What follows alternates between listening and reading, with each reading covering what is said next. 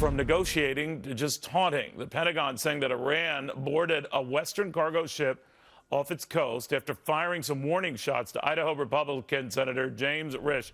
Senator, I mean, let alone the motives for this, but occurring just as we're negotiating a deal, or you would think if you're Iran, you want to see that deal consummated and signed and done so all their frozen assets could be unfrozen. This is really taunting behavior. What do you make of it? You know, Neil, we're dealing with the most dangerous and antagonistic government on the face of the planet. This is obvious a response to the President of the United States last week dispatching naval power to the Straits of Hormuz, arguably the most important shipping lane in the world. And what do? They do this and antagonize us. They antagonize the world, taking a ship that is from the Marshall Islands, which we obviously have a deep relationship with. I mean, every problem we have in the Middle East has Iran's fingerprints on it, and it just keeps getting worse instead of getting better. Now, you and a lot of your colleagues have been trying to amend that deal that's in your hands now.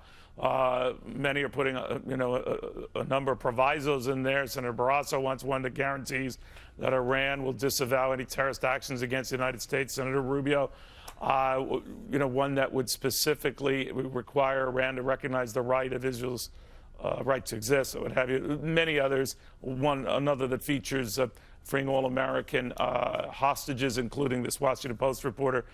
But is your sense, John Boehner's sense, that with or without these add-ons, the president is going to get his deal, that the votes aren't there to quash it? Well, that depends at the end of the day how bad the deal is. We know it's going to be a bad deal. They gave away the farm before they ever sat down at the negotiating table. Look, we and the rest of the world are trying to negotiate to a point where Iran does not now, nor will it ever have a nuclear weapon. Iran sat down at the table saying, what's our path forward? How do we have to go? What do we have to do to get to a nuclear weapon? They're talking about a 10-year deal. Look, this is a culture that's 5,000 years old. They're Persians. They're the remnants of the Persian Empire from 5,000 years ago. 2,500 years ago, they ruled the world.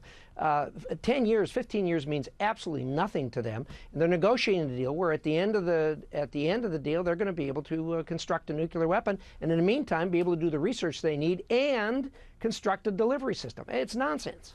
All right. You're interesting to point out the history there. They do think in terms of decades, centuries, millennia. We tend to be a little bit more short-term. Senator, thank you very, very much.